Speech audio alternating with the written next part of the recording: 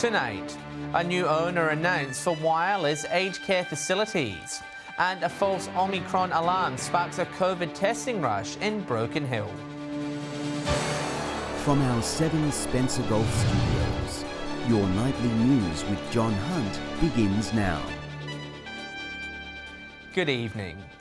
After months of uncertainty, Whyalla aged care operator Kindred Living has announced it will hand over operations to Adelaide-based Helping Hand. The organisation already operates facilities in Port Pirie, Clare and Jamestown. It's an announcement which hopes to bring stability to aged care services in Whyalla. Kindred Living announcing management of its 2 facilities will transfer to Adelaide-based Helping Hand. The services that are run out of Ultana, Copper House Court and all of the home care services, and including the retirement living, will continue. Our role is as managers. We report to the Kindred Living board. The official handover taking place yesterday, with Whyalla residents assured there will be no change to service levels. The eventual goal is for Kindred Living to be taken over by Helping Hand in 12 months' time. With the resources that Helping Hand is going to be able to bring to bear on our organisation, the future really does look bright. So I'm hoping that it will result in stabilisation of our workforce. The announcement comes almost 3 months after the closure of the Annie Lockwood Court facility, which forced the relocation of 37 residents to other parts of the state. A decision is yet to be made on what will happen with the spare 50-bed capacity. I can't put a date on that, but at some point in the future, those licences could be repurposed to serve the people of Whyalla. The current standard of health and well-being will remain during the transition. I think with Helping Hand's help, there will be very positive changes across our residential sites. Mark Zita, 7 Spencer Golf News. An Omicron false alarm has sent Broken Hill locals into action and seen long lines return to the COVID testing clinic. It all started with a man who'd returned from Southern Africa last week and tested positive yesterday. A morning which looked like a throwback to a time we'd hoped was long gone. Broken Hill waking up to the news the Omicron strain may have arrived in our backyard. New South Wales Health is investigating 2 COVID cases who arrived in New South Wales on flight QR908. A local man on board the plane from Doha caught another flight to Broken Hill on Friday and has since tested positive. 2 family members, including a child, also have COVID. While another passenger on board the Qatar Airways flight does have the new strain, testing suggests the Broken Hill man doesn't. All passengers on this flight must be tested immediately, regardless of previous test results and vaccination status. Part of the local airport listed as a casual contact exposure site, while those at this dance studio during the times given and their household contacts must also get tested and isolate until a negative result is returned. While Omicron hasn't been detected in Broken Hill, there were at least 5 cases of the strain in New South Wales today. We do know it's transmissible. We don't know still about the vaccine effectiveness. We don't know about severity, and there's mixed reports on that. The next stage of our international border reopening pushed back by at least 2 weeks as the world tries to work out what comes next. Lachlan Itter, 7 Spencer Golf News. Building companies say they're eager to employ more tradies to help meet surging demand in regional South Australia. The construction sector boom, prompting a statewide labour shortage and increased wait times on jobs.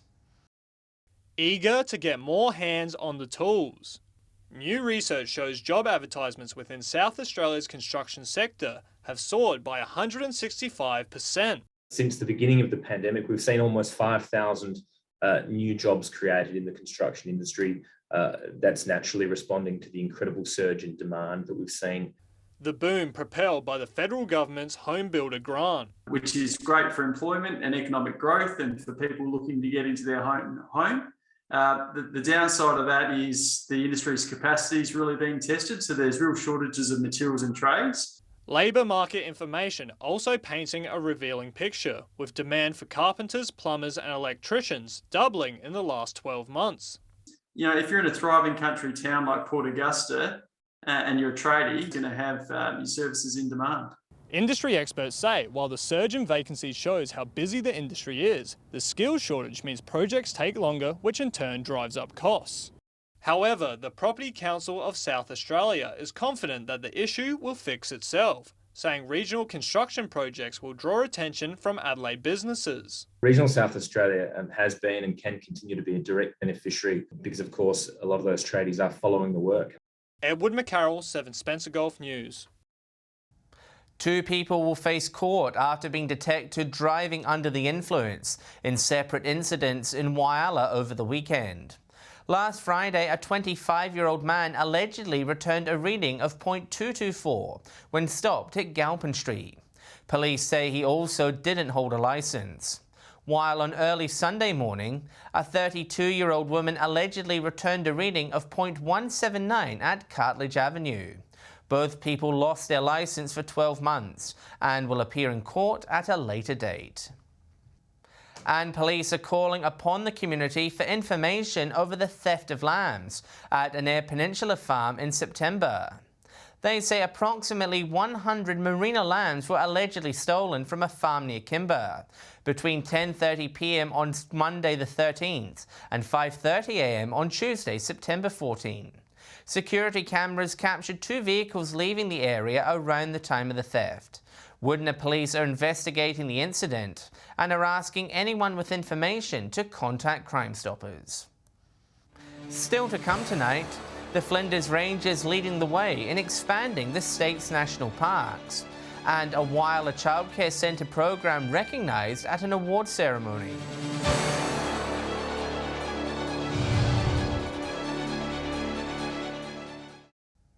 Welcome back. Police are investigating an apparent trespassing incident near Broken Hill. A landholder reportedly saw 2 large quad bikes on a property along the Barrier Highway last Thursday. It's believed the suspects gained access via a nearby railway line and fled when the property owner approached them. Police are asking anyone with information on this or similar incidents to contact the local station or Crime Stoppers. South Australia is now home to Australia's largest national park due to the redrawing of 5 park boundaries. The Southern Flinders Ranger space will also be renamed to recognise the Aboriginal connection to the land. A redraft of the protection of South Australia's natural wonders. 5 different national parks across the state have had their boundaries expanded. The status upgrade includes the Simpson Desert, Lake Frome and Southern Flinders Ranges areas. So many places for people to explore, from the wilderness of the outback to those wild coastal parks. The new boundary is the biggest expansion the Flinders Ranges has ever seen. National parks just sort of, I guess, heightens the profile and also the importance of that land. Meanwhile, Southern Flinders Ranges National Park has also been co-named to represent snake people, an important totem for Nukanu people. These developments coinciding with the addition of almost 5,000 hectares of conservation land to the adjacent Nilpena Ediacaria site. Go to a local park, experience nature, get away from the bad news and get out into the great outdoors. The expansion also sees the title of Australia's largest national park return to the Simpson Desert, with it now being more than half the size of Tasmania. It's a great opportunity to see something different and one of the last great four-wheel drive tracks in Australia. Edward McCarroll, 7 Spencer Gulf News. Western Local Land Services has today opened its $1 million Broken Hill base.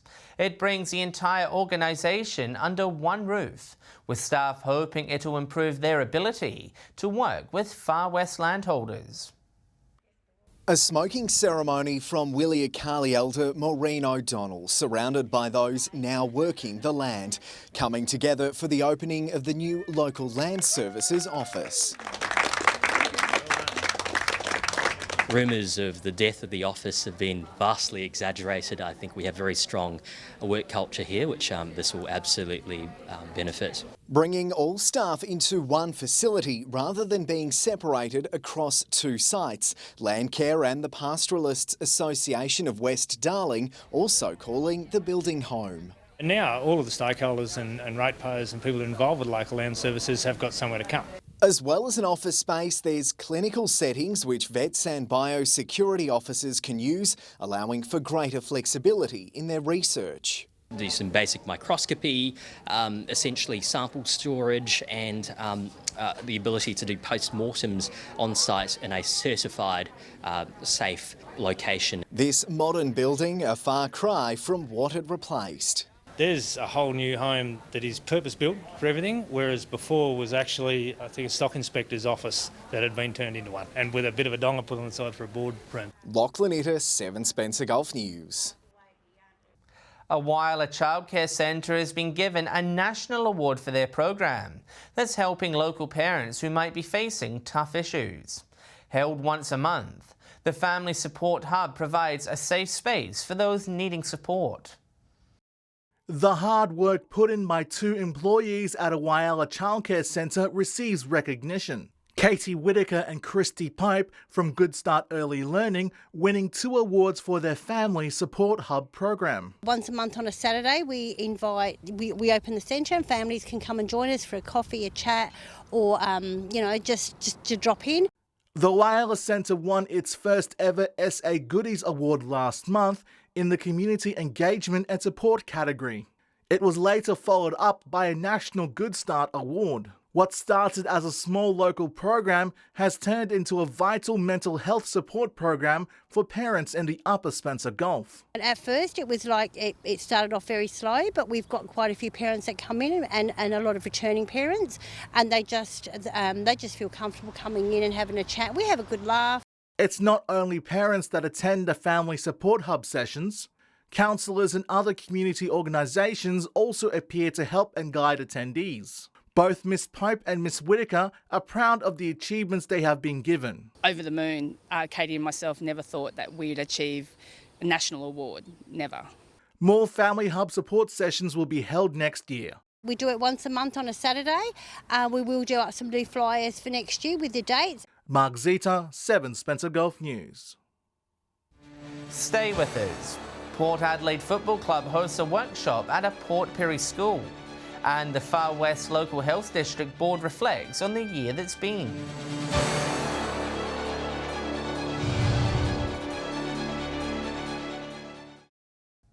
The Far West Local District has released its year in review document. Staff and other health organisations praise for their collaborative approach in dealing with the pandemic. Although people may be returning back to normal work, but we still sort of identify staff. If there was a level A surge, we'd be calling up on them. We have seen a transformation that's happened in the last couple of years that probably is the biggest we've seen in modern history. The district spent more than $4 million on its COVID response last financial year, when there was only a handful of local cases. The Port Adelaide Football Club have visited John Perry Secondary School to highlight the importance of respectful relationships. The boys and girls were split into 2 workshops, encouraging them to speak out against abusive behaviours. An issue people of all ages need to be aware of. Ambassadors from Port Adelaide Football Club taking a stand against abusive behaviours and gender inequality. The boys sent to the gym talking about getting rid of gender-specific roles, while the girls work together in the drama room, learning how to empower themselves and identify abusive situations. Port Adelaide Football Club use sport as a tool to have meaningful conversations with our young people in the community about respectful relationships. Cyberbullying, another key topic during the workshops, a problem experts say is affecting young people's mental health.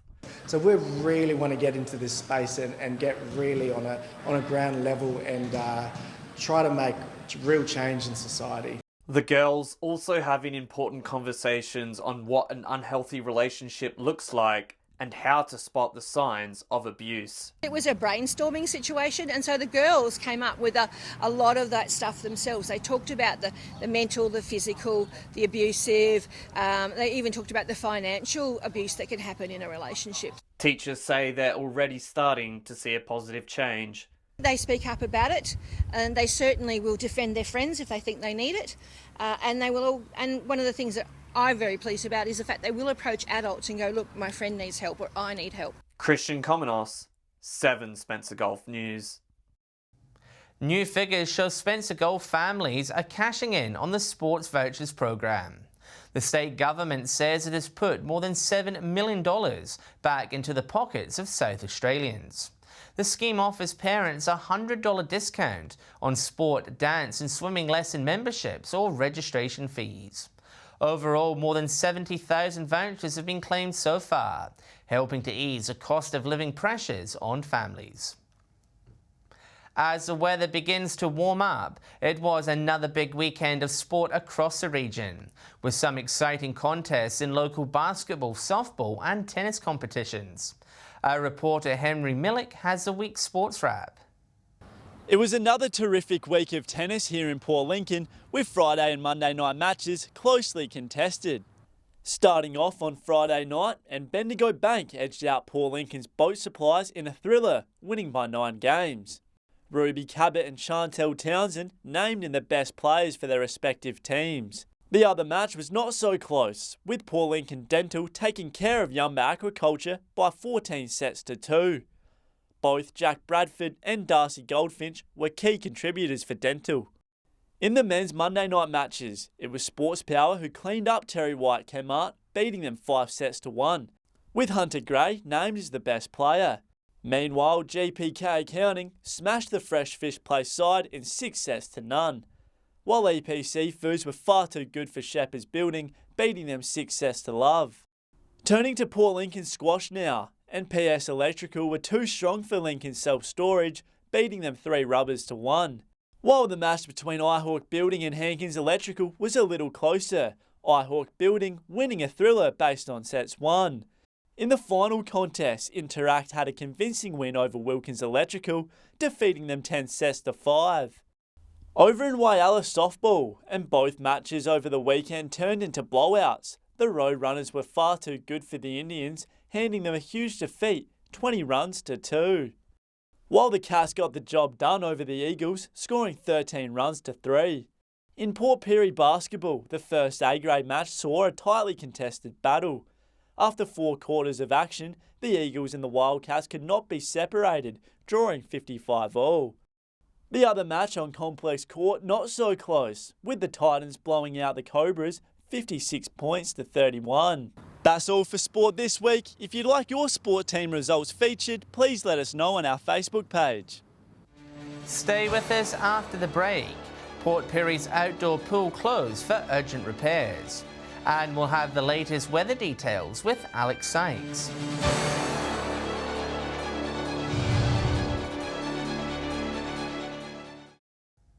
Hello again. Port Pirie's Aquatic and Leisure Centre will temporarily close its outdoor pool due to pipework damages. The pool liner has also been damaged, causing water to leak outside the pool wall. We may well put a band-aid on the process so the pool season can go ahead for this summer, and then strip the pool down in the winter and completely repair it. Residents will be able to access the Crystal Brook swimming pool free of charge until the repairs are completed. The council has allocated $100,000 to fix both of the issues. Time now to take a look at what's happening in the weather across the Spencer Gulf and Broken Hill.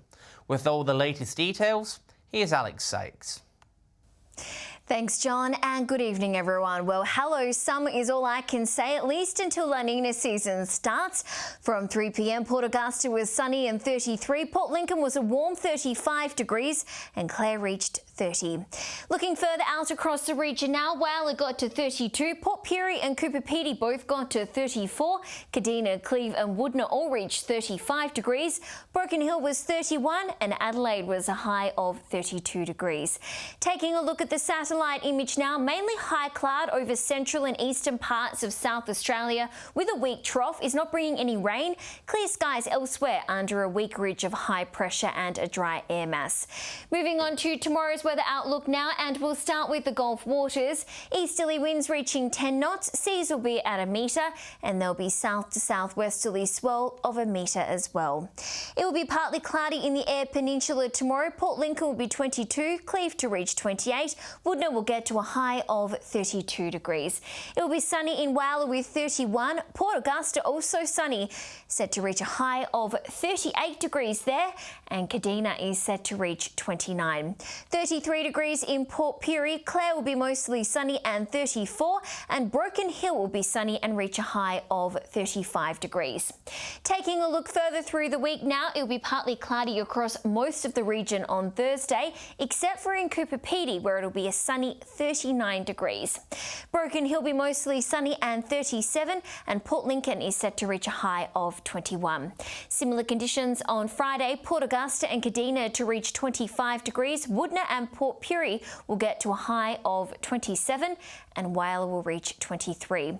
And now for a quick look to the start of the weekend now. Sunny in Port Augusta, Port Pirie, Woodner and Broken Hill on Saturday. Port Lincoln partly cloudy with a top of 19 degrees, and mostly sunny in Whyalla with a high of 23. Well, the weekend isn't looking too bad at all either, John, and that's all the weather from me for tonight. See you soon. Thanks for that, Alex. And that's the local news this Tuesday evening. Thanks for joining us. I'll have updates later, and we will return tomorrow night at the usual time of 7 p.m. Until then, on behalf of the news team, enjoy your evening. Good night.